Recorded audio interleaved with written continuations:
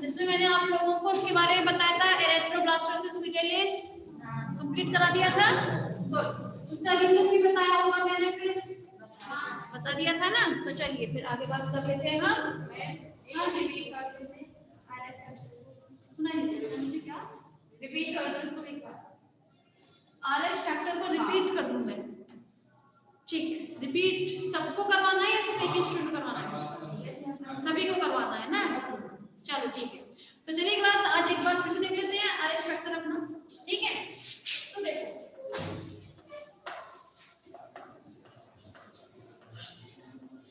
RH factor, factor को हम लोग हिंदी में कारक बोलते हैं, ठीक है? रक्त समूह के बारे में हम लोगों ने बात की थी लास्ट लेक्चर में, ठीक? इसमें रक्त समूह हमारे 4 प्रकार के होते हैं, ए बी और ओ, ठीक है? सी नहीं होता है, ठीक? ए बी और ए बी, इसे तो आप लोग किसने डिस्कवर किया था? कार्ल लैंडस्टीनर ने, जबकि ओ को डिस्कवर किया था डी कॉस्टेलो व स्टर्लिंग ने, ठीक है? यहाँ तक तो बात कर ली थी, इसको हम छोड़ते हैं, आगे बढ़ते हैं क्लास। तो आज हम लोग फिर दोबारा बात करने वाले हैं आरएच फैक्टर के बारे में, ठीक? तो जब रक्त समूह की जांच होगी तो उस दौरान एक साइंटिस्ट थे जिनका नाम था वीनर, ठीक है? आपके बुक में 2 साइंटिस्ट के नाम दिए हुए हैं, लैंडस्टीनर व वीनर का, लेकिन इसे मेनली जो काम था वो आपके वीनर ने किया था, ठीक है? तो वीनर जो थे उनके मन में एक बार एक सवाल आया, क्या ये जरूरी है कि सभी मैमल्स में ये 4 प्रकार के रक्त समूह पाए जाते हैं? हो सकता है कुछ और भी होते हो, ठीक है? तो इसी जिज्ञासावश उन्होंने क्या किया, एक दिन एक बंदर को लेकर आए। बंदर, उसे हम क्या बोलते हैं? रीसस, रीसस मकाका एक्चुअली, ठीक है? इसीलिए उसे हम रीसस बोलते हैं। रीसस की स्पेलिंग होती है RHESUS, रीसस। इस रीसस बंदर के इस RH को ही उन्होंने क्या कहा था? आरएच फैक्टर हम लोग बोलते हैं, ठीक है? अब उन्होंने क्या किया, रीसस बंदर को लेकर आए और इसके रक्त समूह की जांच की थी उन्होंने, ठीक है? रक्त समूह में उन्होंने क्या देखा? उसके रक्त समूह में कुछ तो एंटीजन मौजूद थे, ठीक है? लेकिन उन्होंने कुछ एक अजीब सी संरचना और देखी। ये संरचना किसी भी आकार में हो सकती है, मैं आपको सिखाने के लिए बता रही हूँ, मैंने पहले ही बताया है ना। तो उन्होंने कुछ अजीब सी संरचना देखी, तो उन्होंने कहा चलो ये चीज तो मुझे समझ में आ रही है, ये एंटीजन क्या है, ठीक है? एंटीजन ए और बी दिखाई दे रहे हैं, मतलब ये जो रक्त समूह था ए बी है, पर ये चीज क्या है इसके बारे में थोड़ा सा जानना चाहिए। तो उन्होंने बोला कैसे एक ही बंदर में है या और बंदरों में भी ऐसा कुछ होता है? तो उन्होंने और बंदर इकट्ठे किए, उन सभी का रक्त समूह लिया और जब उनकी जांच की तो उन्होंने क्या देखा, कुछ बंदरों के तो रक्त को कुछ रक्त कणिका ऐसी दिख रही थी, ठीक है? और कुछ बंदरों की रक्त कणिका कुछ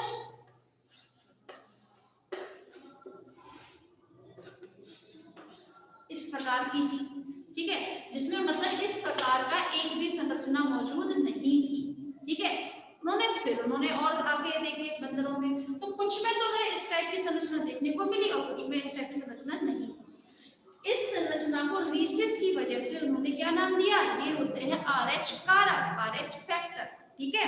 इस आरएच कारक के ही आधार पर उन्होंने रक्त समूह को क्या कहा? जिनमें ये संरचना पाई जाती है वो तो होते हैं RH पॉजिटिव, और जिनमें ये संरचना नहीं पाई जाती उन्हें हम बोलते हैं RH नेगेटिव। कोई परेशानी? समझ में आया? ठीक है? अब क्या था, जब ये सब चल रहा था रिसर्च के बारे में, इन्हीं के बेसिस पर हम क्या कहते हैं अपने ब्लड ग्रुप को? AB पॉजिटिव, AB नेगेटिव, ये बोलते हैं O पॉजिटिव, ठीक है? तो ये पॉजिटिव नेगेटिव क्या था? जबकि कार्ल लैंडस्टीनर ने जो बताया था AB ये बताया था, पॉजिटिव नेगेटिव उन्होंने शो नहीं की। तो पॉजिटिव नेगेटिव हम हमारे इनकी वजह से करते हैं। लास्ट लेक्चर मैंने आप लोगों को कुछ केसेस लिखवाए थे 4, वो वो तो क्लियर थे। अच्छा उन्हीं की कह रही थी क्या? तो केस छोड़ दे। चलो पहला केस कॉपी देखो नोट सीधे हो जाएंगे, मैंने ऐसे कर लिया था। एक थे आपके फादर मतलब पिताजी, एक थे माताजी और एक थे बच्चे। ठीक, अब हमारे सामने कुछ केसेस हैं, जरा देख लेते हैं। अगर पिता जो है RH पॉजिटिव है, माता भी आपकी RH पॉजिटिव है, तो होने वाला बच्चा कैसा होगा? RH पॉजिटिव और सामान्य होगा, नॉर्मल। आप लोग सामान्य है या असामान्य?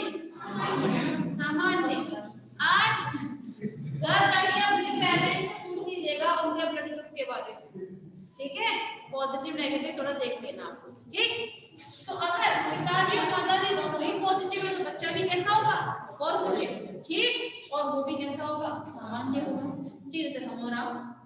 नेक्स्ट केस है आपका, पिताजी है RH नेगेटिव, ठीक? और माताजी कैसी है? RH पॉजिटिव, तो बच्चा कैसा होगा? सामान्य। कोई परेशानी? सामान्य होगा, जैसे हम और आप। हो सकता है मतलब पेरेंट्स में फादर जो है नेगेटिव है, किसी के फादर का ब्लड ग्रुप अगर B नेगेटिव है और माताजी का B पॉजिटिव है, ठीक है? तो उनके होने वाली संतान जो है, जो अगली पीढ़ी आएगी, पीरियड फर्स्ट जनरेशन, उसमें कैसे देखने को मिलेगा? RH पॉजिटिव, क्योंकि माता से रिलेटेड होगा और वो नॉर्मल है, नॉर्मल, ठीक? एक केस और देख लेते हैं हम लोग। अगर पिताजी RH पॉजिटिव है, एक सेकंड नेगेटिव ही लेते हैं इसको, वो सबसे लास्ट में लेंगे, ठीक है? RH नेगेटिव है और माता जी भी कैसी है? RH नेगेटिव, तो होने वाली संतान कैसी होगी? ये दोनों ही सिमिलर है, देखिए, ठीक है ना? तो इनका कोई फर्क नहीं पड़ेगा, एक दूसरे से फर्क पड़ेगा क्या? नहीं पड़ेगा, तो नॉर्मल है, तो RH नेगेटिव होगा और बच्चा जैसे हम और आप। नेक्स्ट, अगर पिताजी जो है RH पॉजिटिव है, ठीक है, और जो फीमेल है वो RH नेगेटिव है, तो बच्चा कैसा होगा? एक तो RH नेगेटिव होगा और दूसरा असामान्य होगा, ठीक है? अब सुनना थोड़े से, जरूरी नहीं है वो असामान्य ही हो, वो सामान्य भी हो सकता है, ठीक है? आजकल टेक्नोलॉजी आ गई हालांकि, लेकिन जब हम लोग बात करें कि असामान्य होने के चांसेस 4% ज्यादा होते हैं, चांसेस ये ज्यादा है कि असामान्य ही होगा बच्चा, ठीक है? लेकिन सामान्य भी हो सकता है, फर्स्ट चाइल्ड, ठीक है ना? पहला बच्चा जो होगा वो कैसा होगा? असामान्य होगा या सामान्य भी होगा, ठीक है? समझ में आया? यहाँ तक किसी को परेशानी है तो पूछिए, फिर मैं आगे बढ़ती हूँ। समझ में आया? अब देखो फ्रेंड्स, ये पॉजिटिव था, ये नेगेटिव, ठीक है? तो इस टाइम पर फर्स्ट प्रेगनेंसी के टाइम, मतलब पहली बार गर्भधारण के समय, ये जो लेडी है, ठीक है, कैसी हो जाएगी? सुग्राहित हो जाएगी। सुग्राहित से मतलब है इसके ये पॉजिटिव था, ये नेगेटिव थी, तो इसकी बॉडी ने इस पॉजिटिव के लिए क्या बना लिए? एंटीबॉडीज बना लिए अपनी बॉडी में, ठीक है? मतलब कि इसका अगर हम बात करें तो देखो, इसका RH पॉजिटिव की बात कर रहे हैं, इसके रक्त समूह में कैसे देखने को मिलेगा? हमें इस टाइप की संरचना देखने को मिलेगी, मिलेगी कि नहीं मिलेगी? ठीक है? हो सकता है ये तो AB है, AB पॉजिटिव है, हो सकता है वो AB नेगेटिव हो, ठीक है? मतलब उसमें ये दोनों तो एंटीजन ठीक है, मगर ये वाली संरचना नहीं है मदर में, ठीक है? तो क्या करेगी उसके शरीर? इन संरचनाओं के लिए अपने शरीर में एंटीबॉडीज बनाने लगेगी। समझ में आया? क्योंकि एंटीजन के प्रवेश करते ही हमारा शरीर क्या बनाने लगता है? एंटीबॉडीज। समझ में आया? चलो, तो पहली बार में ये लेडी जो है सुग्राहित हो गई, ठीक है? इसके शरीर ने इसके प्रति क्या बना लिया है? एंटीबॉडीज बनाने लगी। यहाँ तक सभी को क्लियर है? किसी को परेशानी नहीं? आगे चलते हैं। अब देखो, अगर ये lady second time, third time, fourth time, कितनी भी बार आगे चलकर क्या करे? गर्भ धारण करती है, तो होने वाली जनरेशन जो है, ठीक है, सेकंड, ठीक, उसके बाद सेकंड बच्चा है, थर्ड बच्चा, जितने बच्चे होंगे आगे उन सबकी डेथ हो जाती है। क्या हो जाती है? डेथ हो जाती है। और डेथ होने की जो बीमारी है, जो रीजन है, उसे हम लोग क्या टर्म देते हैं? एरिथ्रोब्लास्टिस फिटेलिस।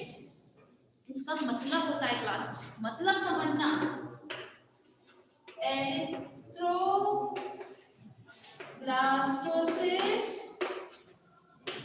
फिटेलिस।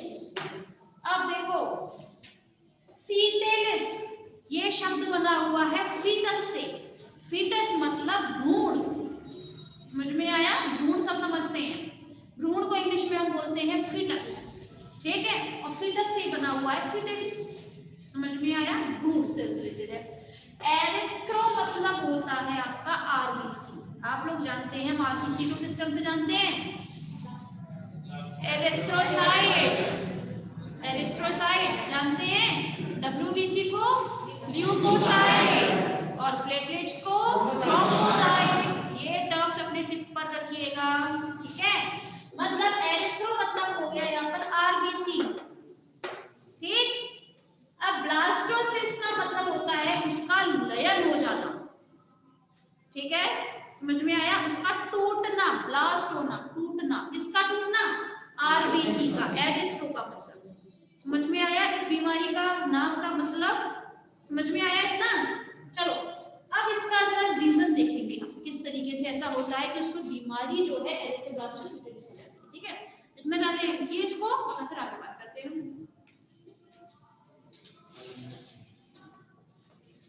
हो गया ना? छोटा से भी लास्ट में लिखवा देगा ना।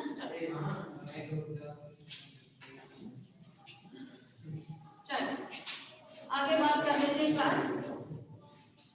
देखो अब सपोज करो ये सुग्राहित जो थी लेडी, ठीक है, इसने दूसरी बार गर्भ धारण किया, ठीक? यहाँ पर ये है सेकंड बेबी के लिए, ठीक है? ये बना दिया मैंने कोई भी भ्रूण, ठीक है ना? तो भ्रूण कोश होता है एम्ब्रियो सैक, आपका पूरा यूट्रस वाला पोर्शन मानते हैं गर्भाशय, ठीक? गर्भाशय से माता जो है अपने बच्चे तक पोषण किसके माध्यम से पहुंचाती है? प्लीसेंटा के माध्यम से, अपरा के माध्यम से, ये बोलते हैं ना अपरा। अब देखना क्लास होता क्या है। ये सुग्राहित थी, ठीक है? मैंने आप लोगों को पहले भी बताया था कि जब हम बात करें गर्भावस्था की, तो गर्भावस्था में बच्चे में आरबीसी कहाँ बनती है? यकृत में, लिवर में, स्प्लीन में, थाइमस में, है ना? थाइमस में हालांकि मैच्योरेशन होता है पर बनती है, ठीक है? हम लोग मेनली किसकी बात कर रहे हैं यहाँ पे? यकृत की। डैमेज जो होगा वो यकृत होता है, तो उसी की बात करेंगे। अब क्या होता है प्रेगनेंसी टाइम में, ठीक है, गर्भावस्था में माता जुड़ी हुई है अपरा के माध्यम से, ठीक? बच्चे को पोषण मिलता है अपरा के माध्यम से तो मिलेगा, लेकिन अपरा में से क्या होता जाता है? रक्त, खून, ब्लड। भाई ब्लड के माध्यम से तो पहुंचाते हैं, बाकी तो कोई रीजन नहीं है। विटामिन वगैरह कैसे पहुंचेंगे? बच्चे की ग्रोथ कैसे होगी? ब्लड के माध्यम से होती है। अब सोचो यहाँ पर है इसका यकृत, यकृत क्या कर रहा है आपका? आरबीसी बना रहा है बच्चे में, गर्भावस्था के दौरान बना रहा है। इस फीमेल से, इस लेडी से बच्चे में क्या पहुंच रही है? आरबीसी कणिकाएं। अच्छा पोषण तो पहुंच रहा है, लेकिन जो पोषण के माध्यम से इसकी बॉडी ने एंटीबॉडीज बनाए थे, बनाए तो थे, ठीक है? अब वो एंटीबॉडीज इसके शरीर में पहुंच रहे हैं। एंटीबॉडीज का क्या काम था? वहां पर वो उसको ब्रेक डाउन कर रहे थे, ब्रेक डाउन कर रहे थे। तो अब क्या करता है ये एंटीबॉडीज जो है, ठीक है, आपकी आरबीसी जो बन रही है उसको तोड़ने लगता है, लयन करने लगेगा, जो इसके शरीर से एंटीबॉडीज पहुंच रही है, ठीक है? अब यकृत तो बनाने में लग रहा है जल्दी जल्दी, जितना जल्दी वो बना रहा है उससे कभी जल्दी इसकी जो एंटीबॉडीज है वो उनको तोड़ देती है, ठीक है? तो ये बार बार टूट रही है, तो इस कंडीशन में इस बच्चे को सरवाइव करने के लिए, जीवित रहने के लिए किसकी जरूरत पड़ेगी? आरबीसी, ज्यादा आरबीसी की, है ना? लेकिन यकृत जितना बना रहा है उससे पहले ही इसको टूट जाती है। तो इस कंडीशन में जब ज्यादा काम करना पड़ता है तब क्या होता है? जिस अंग को ज्यादा काम करना पड़ता है क्लास, वो बहुत जल्दी क्षतिग्रस्त होता है। ये बात सिर्फ अंग को लेकर ही नहीं, जंतुओं को लेकर भी होती है। आप लोग जानते हैं हनी बीज है, उनमें 3 जातियां पाई जाती हैं, राजा मतलब नर, रानी और श्रमिक, ठीक है, जिसमें से नर और राजा मतलब रानी हुई, ठीक है, इन दोनों की तो लाइफ बहुत लंबी होती है, कई साल होती है, मतलब ऐसे देखने को मिल जाए किसी की 5 साल, किसी की 2.5 साल। लेकिन जो श्रमिक होते हैं उनको सबसे ज्यादा काम करना पड़ता है, सफाई भी उन्हीं के हिस्से है, खाना ढूंढ कर लाना भी उन्हीं के हिस्से है, पानी की भी जिम्मेदारी उन्हीं की है, छत्ते में से जितना भी वाष्पीकरण उनको करना होता है, मतलब जितना हनी होगा, ठीक है, हनी शहद, ठीक, शहद में भी थोड़ा पानी मिला देते हैं ना, वो उनका सलाइवा मिल जाता है तो, है ना, तो उसको भी उड़ाने का काम भी कौन करते हैं, श्रमिक करते हैं। इस वजह से श्रमिक की ना मौत बहुत जल्दी हो जाती है, क्योंकि उन पर लेबर का काम का बहुत ज्यादा प्रेशर होता है, वो बहुत ज्यादा काम करते हैं अपने जीवन में, तो हार्डली 1.5 महीना होती है उनकी जिंदगी, उससे ऊपर नहीं होती है ना। तो जो अंग हमारा ज्यादा काम करता है उसको जल्दी क्या होता है, क्षतिग्रस्त होता है। यकृत क्या कर रहा था, ज्यादा से ज्यादा आरबीसी बना रहा था, आरबीसी बन रही थी, इसकी एंटीबॉडीज को तोड़ रही थी, यही हो रहा था। तो इस वजह से यकृत जो है अब एक स्टेज ऐसी आती है जो यकृत सफिशिएंट आरबीसी नहीं बना पाता, जिसकी वजह से वो डैमेज होने लगता है, क्षतिग्रस्त होने लगता है। लिवर क्षतिग्रस्त हुआ मतलब इसकी आरबीसी बनना बंद, ठीक, आरबीसी की थाइमस और स्क्रीन कितना बना लेंगी उसका, ज्यादातर तो यकृत ही बनाता है, ठीक है। तो इसलिए ये जो है यकृत ये डैमेज हो जाता है, जिससे बच्चे की मृत्यु हो जाएगी। समझ में आया? अगर तीसरी बार भी वो करेगी तो फिर से ये रीजन मिलेगा देखने को, ठीक है।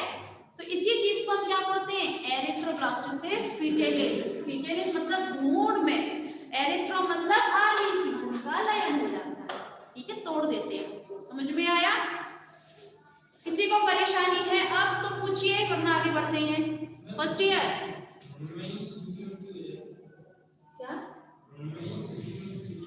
हाँ, भ्रूण अगर गर्भावस्था में ही हो जाती है, लेकिन आजकल इतनी टेक्नोलॉजी चल रही है, इतनी वही साइंस ने तरक्की कर दी है कि आजकल बच्चे को जिंदा बचा दिया जाता है किसी केस में, या तो उनको इंजेक्शन दिए जाते हैं बहुत हैवी डोज से, ठीक है, कि मतलब ज्यादा आरबीसी का डैमेज ना हो पाए उनके ऑर्गन्स को, ठीक। और इससे पहले कि नॉर्मल डिलीवरी हो, उनको एटॉप्सी करके से उनका ऑपरेशन करके सिजेरियन के थ्रू उनको पहले ही बाहर निकाल दिया जाता है, ठीक है, ऐसा। लेकिन ये बहुत बहुत बहुत रियर केस है, क्योंकि जनरली डेथ जो होती है गर्भावस्था के दौरान हो जाती है, 9 महीने तक बच्चे को सर्वाइव करवाना किसी खेल नहीं होता, ठीक है, ये बहुत रियर रियर रियर ऐसा देखने को मिलता है, ठीक है,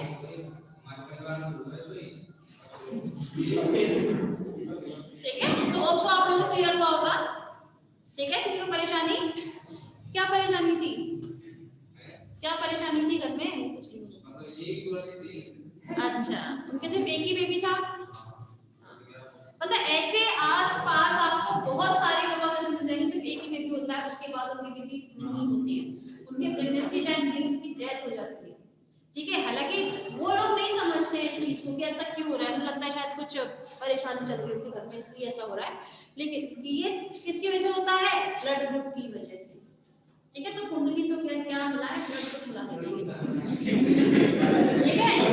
तो चलिए क्लास, होप सो क्लियर हुआ होगा आप लोगों को ब्लड ग्रुप और आरएच फैक्टर। किसी को परेशानी नहीं?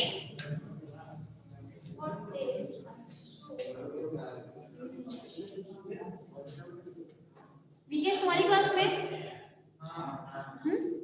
ठीक है विकेश, इस चीज का जवाब देंगे हम आप लोगों को, ठीक है, पर इसका रिलेशन आपके टॉपिक से नहीं है, पहले बता रहे हैं, ठीक है। चलिए क्लास, तो पहले हम लोग बात करेंगे आपके किसके बारे में, यहाँ कंप्लीट होता है आपका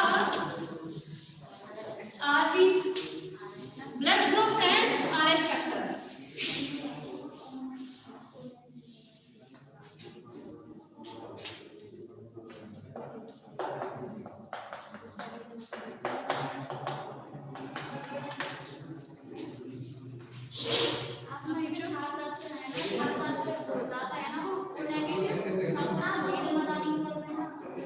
अच्छा, सही बात। देखो क्लास, मैंने आप लोगों से लास्ट लेक्चर में एक सवाल पूछा था कि सार्वत्रिक दाता और सार्वत्रिक ग्राही, ठीक, ग्राही तो सबको पता है, ए बी पॉजिटिव क्यों होता है, ठीक है, लेकिन दाता के बारे में आप लोगों को कंफ्यूजन था कि वो नेगेटिव कैसे था, ठीक है।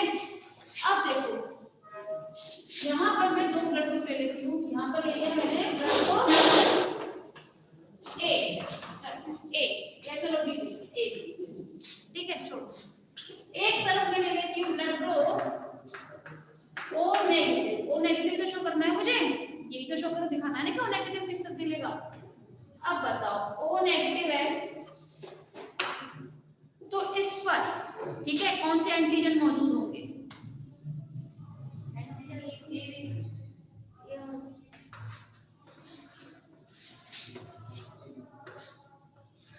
हो गए? हाँ, अपनी कॉपी पर देखिए जरा।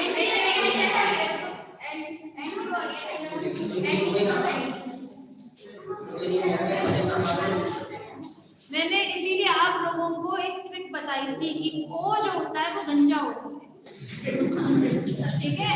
क्यों होता है गंजा? क्योंकि उसमें एक भी एंटीजन मौजूद नहीं होता। ये मत बोलना एंटीबॉडी होते हैं उसमें, ए और बी एंटीजन नहीं होते। क्योंकि मैंने तो आपको क्या बताया था, हम एक एंटीजन के बेसिस पर ही किसी ब्लड ग्रुप को वही नाम देते हैं, ठीक है? एंटीबॉडी के बेसिस पे नहीं, उस एंटीजन के बेसिस पर। अब ये ओ है, ओ मतलब उस पर एक भी एंटीजन मौजूद नहीं है, गंजा है ये, ठीक है? कुछ भी नहीं बना सकती मैं आकाश। लेकिन एक सेकंड सुनो, अगर मैं इसको बोलूं ओ पॉजिटिव है, ठीक, मतलब इस पर कौन सा वाला कारक उपस्थित होगा? RH कारक। मतलब इस O के ऊपर इस टाइप की संरचना मौजूद होगी। अब अगर इसका ब्लड ग्रुप हम किसी दूसरे को दे दें, ठीक, वो होगा सपोज करो RH नेगेटिव, ठीक है? ये क्या है? RH पॉजिटिव, और वो क्या था? RH negative. कैसा कभी होता है? RH पॉजिटिव को कभी भी, मतलब RH पॉजिटिव का ब्लड ग्रुप किसी नेगेटिव को दिया जाता है, डेथ हो जाएगी, पहली बार में तो सुग्राहित हो जाएगा वो देने पर। लेकिन क्योंकि भाई एक बात बताओ, इसमें है, उसमें तो है नहीं कि नेगेटिव में, तो इसके प्रति वो क्या बना लेगा? एंटीबॉडी बना लेगा। एंटीबॉडी बनती, पहली बार अगर आपने दिया है उसको तो सुग्राहित हो गया, दूसरी बार अगर आपने उसको गलती से भी चढ़ा दिया ये पॉजिटिव वाला नेगेटिव वाले व्यक्ति को, तो उसकी मृत्यु निश्चित है। समझ में आया? तो अब देखो क्लास, मैंने बताया था सार्वत्रिक दाता क्या था? O negative. अब देखो इस पर एंटीजन कोई होगा नहीं। अब ओ नेगेटिव है ये, मतलब RH नेगेटिव, तो नेगेटिव मतलब उस पर आपका RH फैक्टर वाला जो सिंबल बनाया था वो भी मौजूद नहीं है, ये तो पूरी तरीके से ही है, ठीक? अब सपोज करो यहाँ पर आपके सामने है ब्लड ग्रुप ए, ठीक है? ये है आपका दाता, दाता मतलब देने वाला, एक होता है ग्राही मतलब लेने वाला। अब ए भी है अगर, तो इसके एंटीजन कौन से होंगे? ए और बी। कोई परेशानी? समझ में आया? ठीक, लेकिन ये भी होगा पॉजिटिव, आप नेगेटिव को पॉजिटिव में नहीं दोगे क्लास, याद रखना इस चीज को, फिर बता रही हूँ, ठीक है? ये ए भी पॉजिटिव है, मतलब इसमें भी ये चीज मौजूद होगी। अब एक जरा ध्यान देना, इस पर कुछ भी नहीं, ये वाला रक्त इस पर चढ़ा दिया गया। सपोज करना, हमेशा हम लोग एंटीजन और एंटीबॉडी अभिक्रिया की बात करते हैं जब भी, तो वहां पर एंटीजन और एंटीबॉडी दोनों का होना जरूरी होता है, तभी तो होगी। इसमें तो चलो है आपके, ठीक है, आपके एंटीजन एंटीबॉडी है, लेकिन इस पर तो है ही नहीं, जुड़ने के लिए स्थान तो होना चाहिए। मेरे पास ये कैप नहीं है इसका, सपोज करो अगर पेन होता तो पेन का ढक्कन भी होता है, तभी तो आप ढक्कन और पेन को जोड़ते हो। अगर ढक्कन ही नहीं है तो जोड़ोगे कहां पर? इसका तो आपने कभी जोड़ा ही नहीं, किसी के साथ जोड़ा है क्या? नहीं जोड़ा। तो यहाँ पर जुड़ने के लिए एंटीजन तो मौजूद ही नहीं है, तो समूहन की प्रक्रिया होगी नहीं, होगी क्या? नहीं होगी, ठीक है? तो इसीलिए ये चाहे किसी को भी दे दिया जाए, ठीक है, यहाँ पे जुड़ेगा ही। समझ में आया? फर्स्ट ईयर पूछ रही, जवाब तो आया ना जाओ, समझ में आया? किसी को भी डाउट है तो पूछिए। जब हम लोग बात करें आपके ओ नेगेटिव की, तो ओ नेगेटिव को हम सार्वत्रिक दाता क्यों कहते हैं? क्योंकि इसके ऊपर किसी प्रकार का एंटीजन मौजूद नहीं है, RH फैक्टर मौजूद नहीं है, तो जब भी इसका रक्त किसी दूसरे व्यक्ति को जाएगा तो यहाँ पे समूहन की प्रक्रिया नहीं होगी, ठीक है, क्योंकि समूहन की प्रक्रिया के लिए एंटीजन और एंटीबॉडी दोनों का होना जरूरी है। उनके पास चलो ठीक है, अगर मैं ए भी ना लेते हुए ए ले लेती, ठीक है ना, ब्लड ग्रुप ए समझाने के लिए, तो उसमें एंटीबॉडी बी होती, पर चलो उसके पास एंटीबॉडी बी होती, इसके पास जुड़ने के लिए एंटीजन तो है ही नहीं है, तो जो एंटीजन ही नहीं है तो समूहन की प्रक्रिया होगी नहीं, ठीक है। तो इसीलिए सार्वत्रिक दाता के तौर पर हम क्या लेते हैं, ओ नेगेटिव। ये थोड़ा डीपली क्वेश्चन आता है अगर आया तो, हालांकि आप लोगों से पूछा जाता है तो आप लोग ओ देते हैं ना, अपना वो ओ भी दिया जा सकता है, ठीक है, ब्लड ग्रुप को। तभी तो मैंने बताया है कि अगर वहां पे क्वेश्चन आता है सार्वत्रिक दाता क्या है, A positive, A negative, O positive, O negative, तो आपका जो आंसर होगा वो नेगेटिव होना चाहिए, ठीक है। लेकिन अगर आपको पूछा जाए ए बी ओ कौन सा है सार्वत्रिक दाता, क्या जवाब दोगे, समझ में आया। मैंने ये बात क्यों बोली कि आप ओ भी लिखते हैं तो ठीक है, समझ में आया, क्योंकि आप लोगों के पास ऑप्शन ही चाह रहे हैं तो आपको देने की पड़ेगा, ठीक है। तो होप सो क्लास आप लोगों को क्लियर हुआ होगा आज, किसी को परेशानी तो पूछिए, ठीक। तो चलिए अब हम लोग क्लास बात करेंगे अपने नेक्स्ट टॉपिक के बारे में, दैट इज रक्त समूह की वंशागति।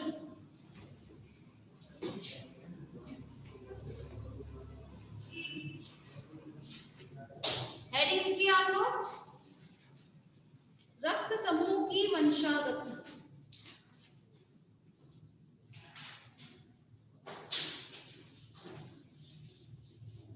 लिखिए